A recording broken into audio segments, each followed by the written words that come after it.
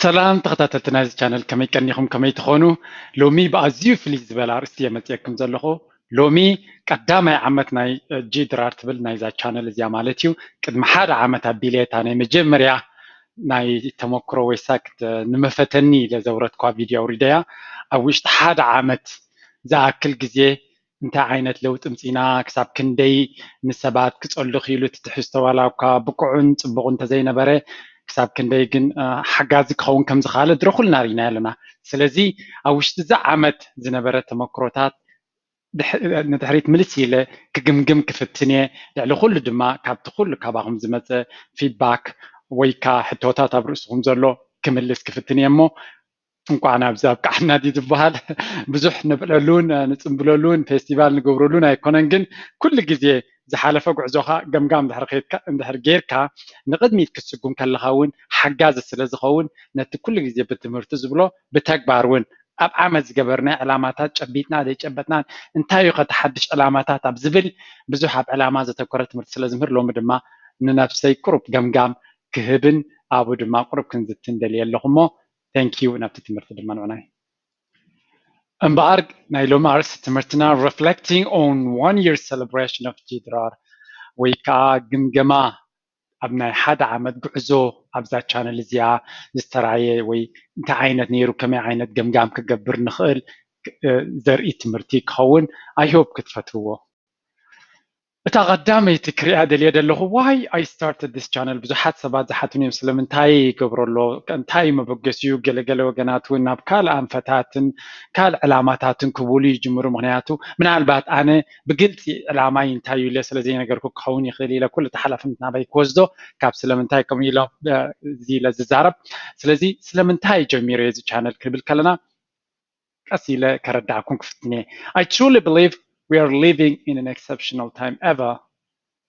أبنتايز بالأمنات بس يحلوه أنا بزعدي أبزلوه وسويسرلاند كان مع سرت عمت يمتيه كان مع سرت عمت كما تخلوه السبات نجوه نسرح توفر كلا خدين تمرت توفر كلا وي جازيت أين بباب ترين وي متحف وي نشتي تليفون مسجد صحف تريمبر وي متحف كالي يزجبر نيرو سرت عمت نغميت كما تخلوه completely life night عرباوي هو تغيره everyone like 80-90% 7-8% نايتز بي اب تليفون له سمارت فون يتوغال له قاليو فيديو يري قاليو شات يقبر قاليو يملس قاليو ينبب قاليو يسمع قاليو فيديو جيمز اوت قاليو يشيت قاليو يجز everything has changed by technology in the past 7-8 years ابز زحالف عامتات بزح لوط تقايد له التكنولوجيا عدي لوط سلا زغبره نخول حبرتسب حدش ነገር ይትለውጥ እንታይ ማለት እዩ ዝናዓናነ ኤርትራውያን ወይ ሓበሻ ብፍላይ ክንረኸለና ሕጂ ዋላ ደም ጊናን ተመጻና ልክዕ ከም ካልኦት እትመድረኽ ሓድሽ እዩ ስለዚ ነዚ ሓድሽ መድረኽ ብርድኢ ብምስትውዓል ሙኻ ብስራሕ እንደራእቲናዮ ልዕሊ ማንም ክንዕወተሉን ክንዓብየሉን ንኽእል ኢና እንታይ ይብሉ you can be anything you can do anything ይበሃል ዝኾነ ክትከውን ዝኾነ ክትገብር ትኽእል ኢኻ ይበሃል እዩ ኣብዚ ሕጂ ኮይና ክንሪኦ ከለና that's actually true ናይ ብሓቂ ሓቂ ዝኾነ ዝደለኻዮ you can do it مغنيات التكنولوجي نيرترا خدول دين افريكا خدول قدم كندي ገንዘብ ወስደና ነይሩ መጽኸልና ሎሚ ብጥርሑ ኮይኑ እንታይ ማለት እዩ ዝኹል ፌስቡክ ቀደም ክንደይ ሓደ ፍጻመ ንኸተመሓላልፍ ቀደም ክንደይ ካሜራታትን ገለገለ እንተ ሎሚ ቪድዮ ላይቭ ፌስቡክ ላይቭ ከንካ ኣብ ሓደ ሰከንድ ዓብ ለውጢ ከምኡ ክግለጽ ኣይክእልን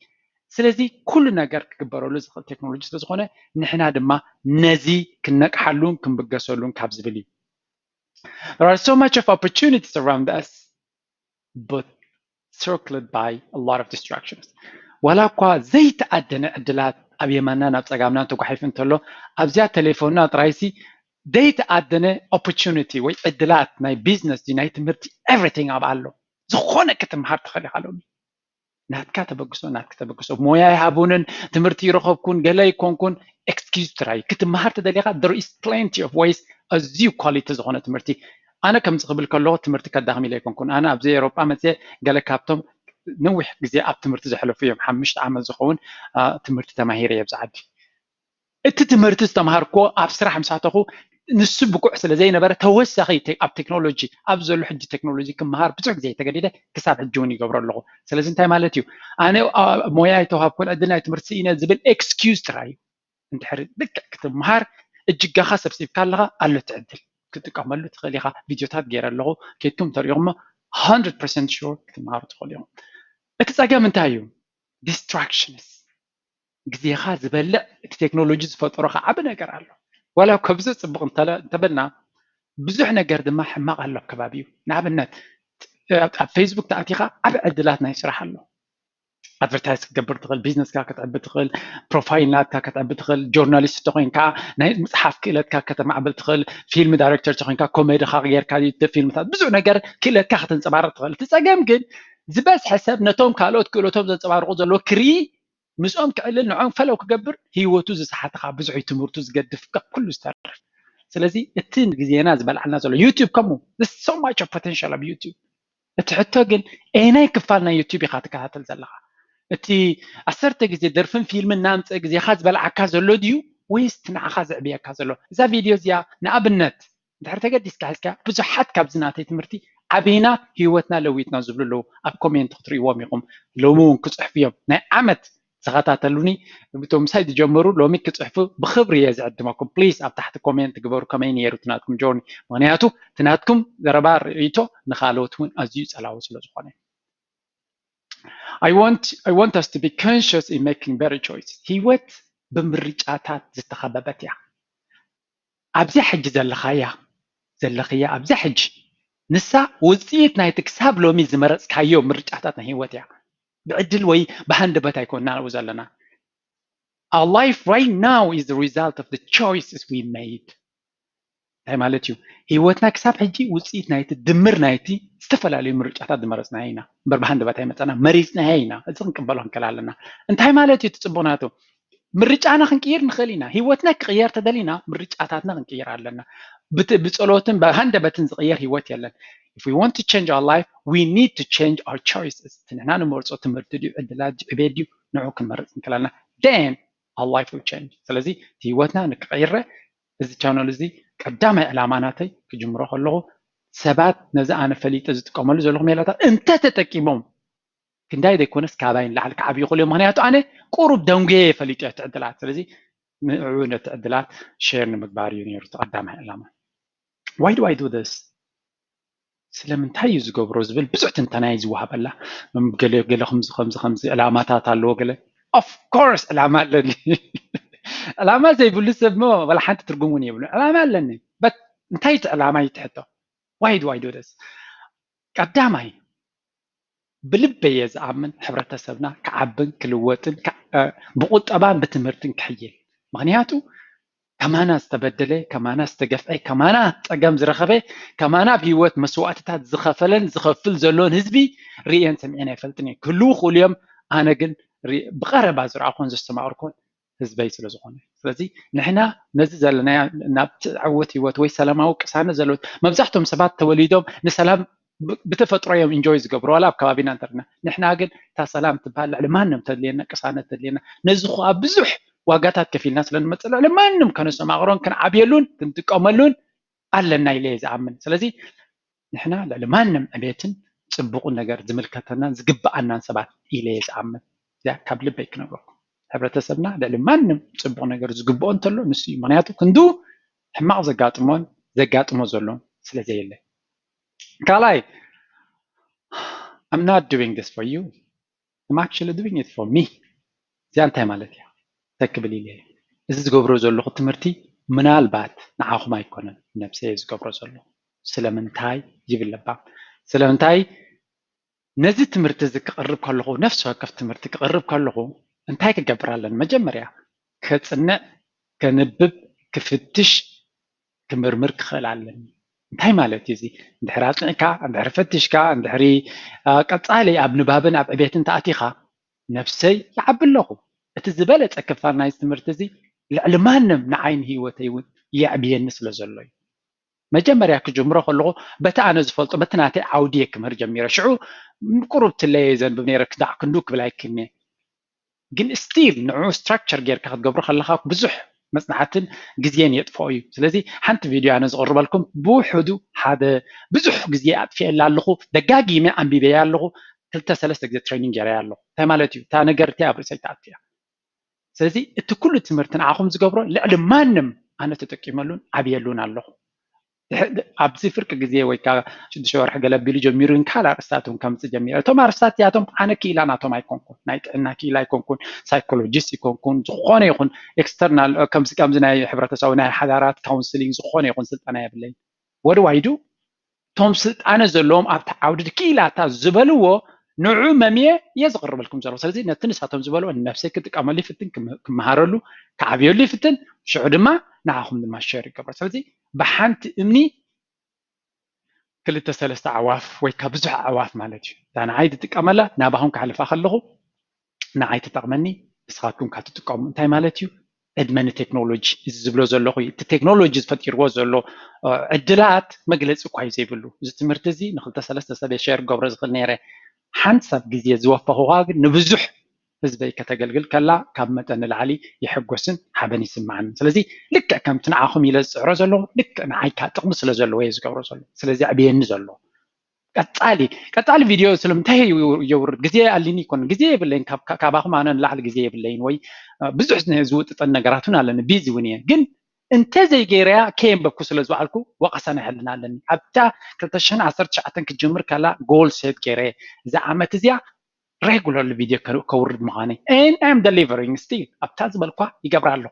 لذي حنت معلت دي كلت ما بتحت زي حنت معلت صغيرة تزي كيلها كلت معلت صغيرة كورد يفتنا له أن يقبر له صحج سلزي لك كمتي نعهم زقبر زلوا نعي serve سلز قبر نزلوا تزبلت أدمى ننفس خانة تتكم كان خالوت تتكم أدلات كركب كله تزبلت عبيوت كم يلا قدر سلسته what do I want تايت ناتي دليتا سلمنتاي قبر له هيلن تاي قد دليت ناتي what's my vision I can share with that I can share this with you تايسو my vision is to see a successful and thriving Habesha community everywhere. ناتي بحكي ويناتي علامة ويناتي رأي رأي أتخيل حبرة سبنا أبزلوه أزيو حيالن قلبت زلوه بقول طبعا رجوع بتحساس بقى بسول بقص هون هو تحلف يستني معناته حنت سب حنت عف نو حنتي أخلي نبينا نحرقو بيزا تايبلوا وين عف وين ونشف بقى نبين خان دحر عبيقة ولا حنت لو تقبلوا كل جزية بتتحت زول كفالنا حبرة السبكة نات عرفك نهدم كان ده شوي حدا جزية سبات نبينهم حفي لهم أبكالو زخدو كابت حبرة السبب كتفون كسورون كابو ما يكون كل جمرو مغنياتو نتفالي ناتهم سلزوك دلولو لك نزي كاب حبرة السبكة هذا مسؤولين كانوا حفت بالكاجن كبر خاون قولي حيرة سلزي توم مهارات كفالناتنا أبيت كرغبو كبرك وهابهم تخينوا تحت زول حبرة السبنا حف قبل الله that's why زي قات قندناتي vision حف قبل تخينوا البوليتيكاري أبجلو زخول زبعثنا زجاجنا ترينايو ولا بأفريقيا درجة ترينايو التنق حد درجة كاب تحت زول سب حف سلزي بلايو أبلع اللون بزحات كيلاتات من جنك سمعوا مغنياتو مستوى تحت زول ركبيه بالله من التحساس بعد كل نجار سلازي توم بتحت زلو حف ندعريلو تزبله عبيت نحبره تسن او يزلو السيد ما رايناتي I want us to live conscious, happy and financially stable and free. We need to continue to learn and grow. سلازي بقطبع استرجعنا أبيوتنا حجوسات كمدما ناتان حرنت زلو هيوتن كل جزء أبصراح ناتج أمالقنا ناتج أفاجفنا كل جزء زي صبغون زي عبن صراح تحت سب كوينا نبر أيكون اندليتي تيرا أبين سرح لنا بزي قدش أولا بتستحت كفانا صراحنا رأينا قلنا لا على استأمة كون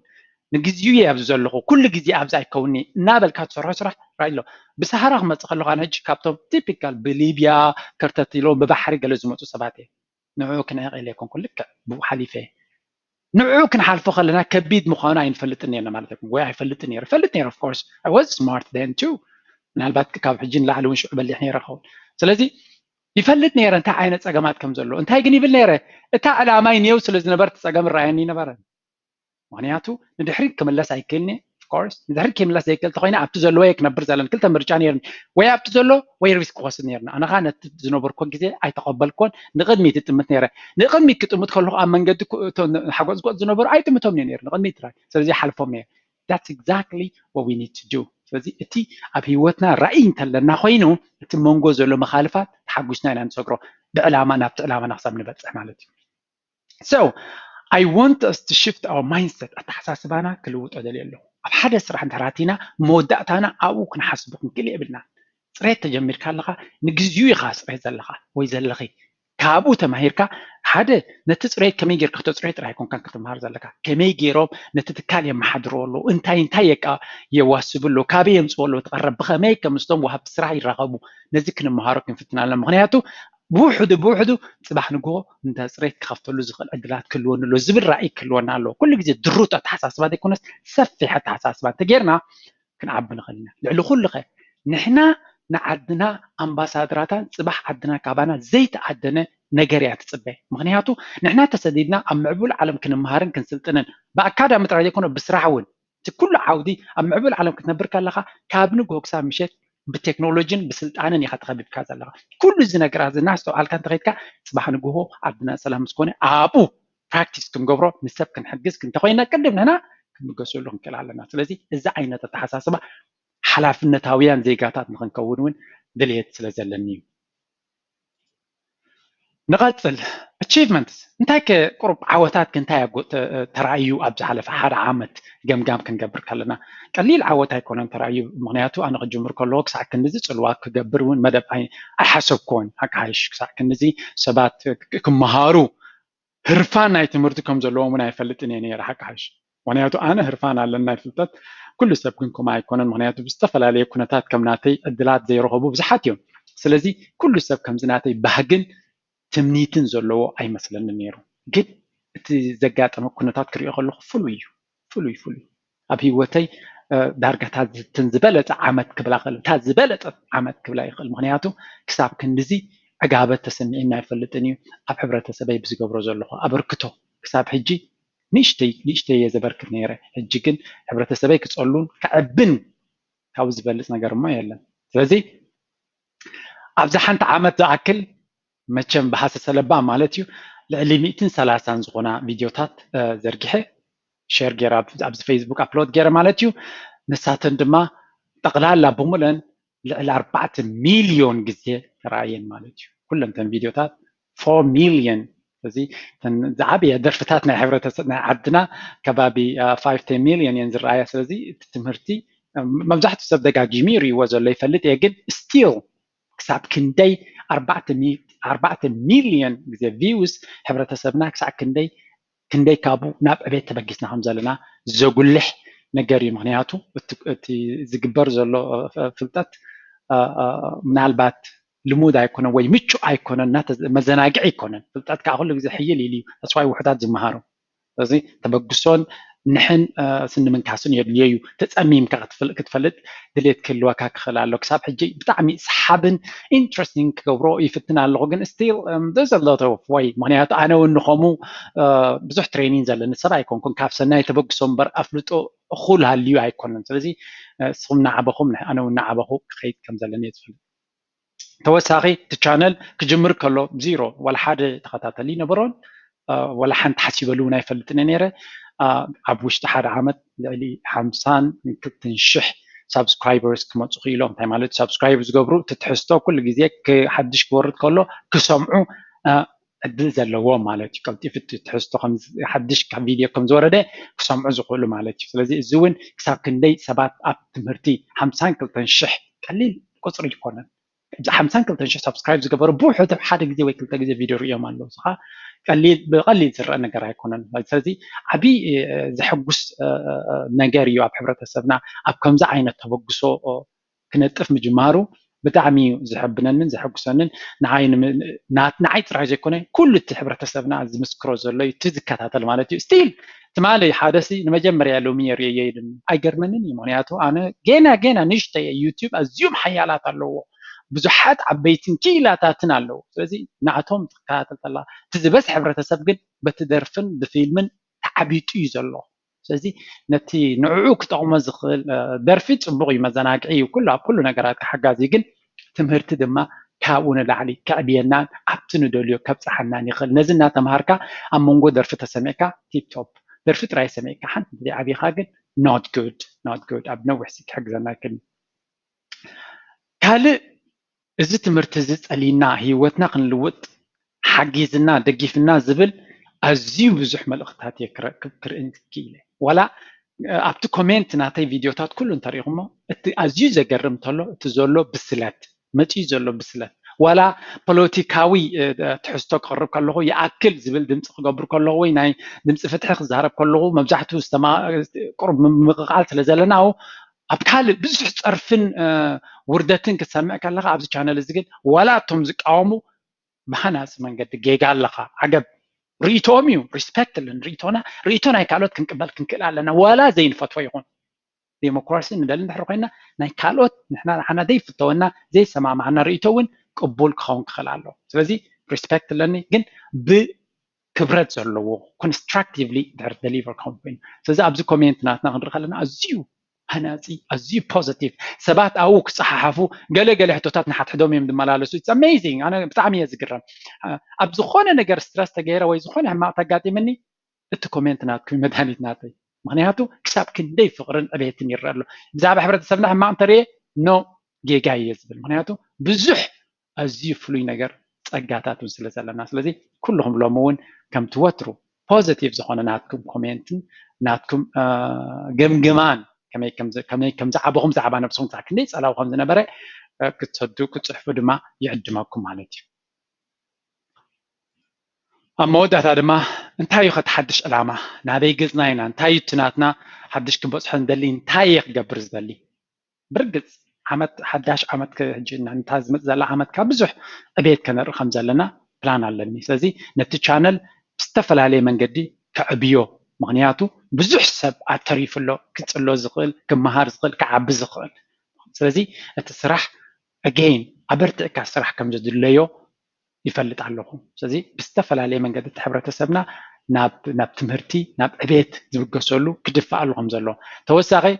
to bring successful stories from successful Habesha people እንታይ ሓሲበ ኣለኹ መብዛሕትኡ ግዜ ኣብ ሶሻል ሚድያ እንተሪኢኹም ብዛዕባ ሕብረተሰብና ሕማቕ እዩ ዝመፅእ ብጣዕሚ ዘሕዝነኒ ከምዚ ገይሮም ተባኢሶም ተቃቲሎም ነዚያ ቀቲሉ ሃሪሞ ውራይ ኢልካ ዘመተ ነቲ ናትና ክብርታት ንምውዳቕ እየ ዝብሎ ኣነ ክንጥንቀቐሉ ክንክእል ኣለና ብዙሕ ፅቡቅ ነገር እዩ ዘለና ብዙሕ ሰብ ኣብ ዝለዓለ ጥርዚ ናይ ምዕባለ ይኸይድ ኣሎ ክትኣምኖ ዘሸግር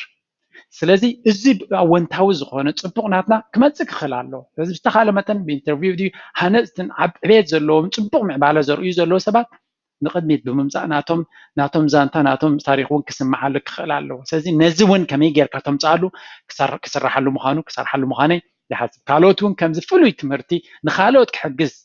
ዓቕሚ ዘለኩም ወይ ከዓ ክእለት ዘለኩም ፕሊዝ ኣዳወይ ዘርጊሐ ይዕድመኩም መፂኹም ትሕዝቶ ናትኩም ሃቡኒ ኣብዚ ቻነል እዚ ክንዝርግሖ ንኽእል ኢና ምክንያቱ እቲ ዕላማ ሰባት ንምዕባይ ሰባት ንምቕያር ስለ ዝኾነ ካልእ እውን ሰሚናራት ኣቦቱ ብኣነ ጥራይ ዘይኮን ካልኦት ክኢላታት ናትና ኣብ ዝተፈላለየ ዓውዲ ኣብ ቢዝነስ ኣብ ትምህርቲ ኣብ ኩሉ ኣምፂና ኣብ ዓድና ከድና ትምህርቲ ክንህብ ምዃንና እውን ፕላን ኣለኒ ምስ ገለገለ ሰባት እውን ይዘራረበሉ ኣለኹ ምክንያቱ እዚ ፀላዊ ክኸውን እቲ ሰብ ብኣካል ኣብቲ ዓዲ ምስ ዘሎ ፀጋታት ኣብቲ ዓዲ ዕዉታት ምዝኾኑ እንድሕር ኮኔክት ጌርካዮ እቲ ዓወት ተግባራዊ ኮይኑ ክስምዖ ክእል እዩ ታንጀብል ክንገብሮ ንኽእል ኢና እዚ እውን ሓደ ካብቲ ተሊመየ ዘለኹ እየ ክሰርሓሉ ምዃነይ እውን ምስ ነብሰይ ኣትየ ኣለኹ ጥራይ እቲ ግዜ ምክውዋን የድልዮ ኣሎ ግን still it's on target improve the quality of the content and delivery ትሕዝቶ ብቅዓቱ ፅባቂኡ ኳሊቲነት ናቱ ከመሓራርዮ ክዓቢ ክኽእል ኣለዎ ስቲል very practical ክኸውን ክኽእል ኣለዎ ናብኡ እውን ክሰርሕ እየ ስቲል ኩሉ ግዜ ከመሓይሾ ይፍትን ኣለዎ ዋላ እቲ ደሊቨሪ እዚ ቪድዮ እዚ ሕጂ ደረቕ እዩ ብዙሕ ምቅማማይ ተገበረሉን ይፈልጥ እየ ድኽመታት ከም ዘለዎ ምስ ድኽመታቱ ስለትሰምዖ ዘለዎን ግን ሪስፔክት it's always beautiful ምክንያቱ ፍልጠት ኣበይ ረኺበ ዋላ ኣብ ረሳሕ መፅሓፍ ይኹን ረሳሕ መፅሓፍ መንገዲ ሂወትካ ትበካ እንተኮይና ኣንብባ it doesn't matter ፍልጠት ምዃኑ ኣይተርፎን እዩ ስለዚ ግን ኤክስኪውዝ ኣይኮነን ከመሓራርዮን ክዕርዮን ከፀብቆን ምዃነይ ምስ ነብሰይ ቃላት ኣለኹ so it will be one of the beautiful channels in terms of delivery እውን ኣብ መወዳእታ ድማ ብዙሕ ሰብ ኣብ ዓድና ዘሎ ነዚ ትሕዝቶ እዚ ኣብ ዩቲብ ክንሪኦ ኣይከኣልናን ኣለና ስለዚ ወይ ብመፅሓፍ ግበሮ ወይ ብሲዲ ግበሮ ወይ ብካልእ መንገዲ ጌርካ ክሰደልና ፈትን ይብሉን ኣለዉ ብመፅሓፍ ክገብሮ ሓሲበ ኣለኹ እቶም ክኢላታት ክፅሕፉ ትኽእሉ እቲ ግዜ ይፀገም እምበር ክገብሮ ደስ እናበለኒ ግን እቶም ክእለት ናይ ምፅሓፍ ዘለኩም ፕሊዝ ፀሓፉለይ ብሓደ ኮይንና ክንሰርሓሉ ንኽእል መንገድታት ክንፈጥር ንኽእል ምክንያቱ ዝያዳ ኣብ ዓድና እንተዝኸይድ ትምህርቲ ዓብይ ለውጢ ከምፅእ ምኽኣለ ሰብ ንእሽተይ ክዓቢ ከሎ ኣነ ከም ሕልመይ ኣብ ቤት ትምህርቲ እውን ክመሃርዎ ነይሩ እቲ መንገዲ ዓወት that's my dream ሓደ መዓልቲ ኣብ ዓድና ኣብ ቤት ትምህርትታት ሴሽን ናይ ከመይ ገይሮም ሰባት ንኣሽቱ ቆልዑ ከመይ ገይሮም ንዓወት ክትምትዋ ከሉ ብትምህርቲ ጥራይ ከም ዘይኮነ ዓወት ብኩሉ ነገር ክኸውን ከም ዘለዎ ነዚ ሓደ መዓልቲ ኣብ ቤት ትምህርትታት ናይ ዓድና እውን ክምህሮ ራእይናተይ እዩ ስለዚ እዚ ንምትግባር እውን ክስራሓሉ ከም ዘለዎ ንኩልኩም ክትሕግዙ ትኽእሉ ድማ ኢደይ ዘርጊሐ ይዕድመኩም ማለት እዩ ስለዚ ኣብዚ ሓንቲ ዓመት ዝተገበረ ዓብይ ዓወት ዓብ ዓወት እኳ ይብሎን ግን ኣንፈት ናይ ዓወት ብጣዕሚ ዘገረመንን ብጣዕሚ ዘሐጎሰንን ምዃኑ ክሕብረኩም ይፈቱ እምበኣር ሓደ ዓመት ቀሊል ግዜ ኣይኮነን ኣብ ውሽጢ ሓደ ዓመት ክሳዕ ክንደይ ለውጢ እዚ ቻነል ገይሩሎ ክሳብ ክንደይ ለውጢ ንስኻ ወይ ንስኽ ጌርክለኽ ድማ ቸክ ክትገብር ትክእል ኣለካ it's very important ካብታ ዝጀመርኩም ዓመት ቁፀሩ ክንምንታይ ለውጢ ጌርኩም ኣብ ሂወትኩም ኢቫሉዌት ክትገብርዎ ክትክእሉ ኣለኩም ወይ ከዓ ምስ ነብስኻ መርመራ ምግባር ኣገዳሲ እዩ ስለዚ ከም ወትሩ እዚ ቻነል እዚ ኣብ ዕብየት ናትና ልዕሊ ኩሉ ፍልይቲ ቃል ናይ ኣብርሃም ኣፈወርቂ ኩሉ ግዜ ዝጥቀመላ ኣተሓሳስባና እንተሃብቲሙ ድኽነትና ሽዑ ይኽቲሙ ኢሉ ብርሃን how true is that ኩሉ ነገር ኣብ ኣተሓሳስባና ተኣሲሩ ዘሎ ኣተሓሳስባና እንተዕቢናዮ ሂወትና ክዕረን ክመልክዕን ክፅብቕን እዩ ስለዚ ከም ሕብረተሰብን ከም ግለሰብን እዚ ቻነል እዚ ከመይ ጌርና ኣተሓሳስባና ንዕብዮ ከመይ ጌርና ካብ ፀቢብ ኣተሓሳስባ ሰራሕተኛ ኮይንካ ሙሉእ ሂወትካ እምበር ወፂና ካብቲ ንሰርሖ ገንዘብ ኣዋህሊልና ቀዳማይ ከመይ ጌርና ንበል ካልኣይ ከመይ ጌርና ኢንቨስት ንገብሮ ኣብ ስቶክ ማርኬት ድዩ ኣብ ኦንላይን ቢዝነስ ድዩ ኣብ ቢዝነስ ኣብ ኣፍሪካ ድዩ ኣብ ካልእ ከመይ ጌርና ኣዋፈርቲ ንኾን ኩሉ ግዜ ካብ ሰራሕተኛ ዘይኮነስ ናብ ቢዝነስ ከመይ ጌርና ንኣቱ ይምህር ጥራይ ዘይኮነ ፕራይቬት ክላስስ እውን ኣለኒ እቶም ክትመሃሩ ትደልዩ ኦንላይን ቢዝነስ ብኸመይ ይጅምር ብኸመይ ይሰርሕ ኣብ ስቶክ ማርኬት እንታይ ስቶክ ማርኬት ብኸመይ ኣብኡ ኢንቨስት ትገብር ከመይ ጌር ኣብቲ ዘለኹ ዓዲ ኢንቨስት ትገብር ዝብል ከምኡውን ኣብ ኣፍሪካ ከመይ ጌርና ሓቢርና ናይ ሓባር ስራሕቲ ዝበለፀ እዩ ስለዚ ከመይ ጌርና ሓቢርና ንዓቢ ኣብ ዝብል ክትፈልጡ ትደሊኹም ኣብዚ ዌብሳይት ኬትኩም ቼክ ክትገብርዎ ትኽእሉ ወይ ኣብ ፌስቡክ ወይ ኣብ ኢሜይል ድማ ክትሓቱኒ ትኽእሉ ማለት እዩ ስለዚ ኣጆኹም ኣጆና ናይ መወዳእታ እውን ኩልኩም ኣብ ኮሜንት ናትኩም ኣብቲ ምሳይ ዝነበረኩም ግዜ ገምጋም ከመይ ነይሩ ክፅሕፉለይ ብክብሪ ይዕድመኩም ነቶም ዘይበፅሖም ዘሎ ኣሕዋትኩም ክጠቕሞም ዝኽእል ርግፀኛ ክጠቕሞም ከም ዝኽእል እውን እንድሕር ላይክ ሼር እንተጌርኩሞ ምስኦም ድማ ሓደ ኣዝዩ ንኩሉ ክዕቢ ዝኽእል ነገር ኮይኑ ይስምዓኒ ድሕሪ ምባል thank you very much that you stayed with me for 1 year ሓደ ዓመት እቶም ምሳይ ዝጀመርኩም ፕሊዝ ፀሓፉ ኣለኹም ይፈልጥ እየ ብዙሓት ንክንደይ ከም ዝረኣኹምኒ የቐኒየለይ ገለገሊኹም ብሙሉእ እቲ ቪድዮታት ዝረኣኹሞ እውን ኣለኹም ገለገሊኹም ኣይኮንኩም ብዙሓት ኢኹም እውን ቀፃል ኣብ ዘውረድካ ቪድዮ ኮሜንት ትገብሩ እውን ኣለኹም ፈልጠኩም እየ ከገርመኩም ዘይፈልጠኩም መስለኩም በር ፈልጠኩም እየ ነቶም ቀፃሊ ትገብሩ ብፍላይ ገለገሊኹም ካብ ፍሉይ ስለ ትገብሩ ኩሉ ግዜ ናትኩም ክሪኦ ደስ እዩ ዝብለኒ ስለዚ ካብ መጠን ንላዕሊ የቐኒየለይ እቲ ስራሕ ክሕይል እዩ ክብርትዕ እዩ ዝያዳቶም ክእለት ዘለኩም ከዓ ብሓደ ክንሰርሓሉ ንኽእል መንገድታት ክትሕግዙኒ ይላቦ ድሕሪ ምባል ደሓን ኩኑ ኣብ ካልእ ስራሕ ክሳብ ንራኸብ ቻው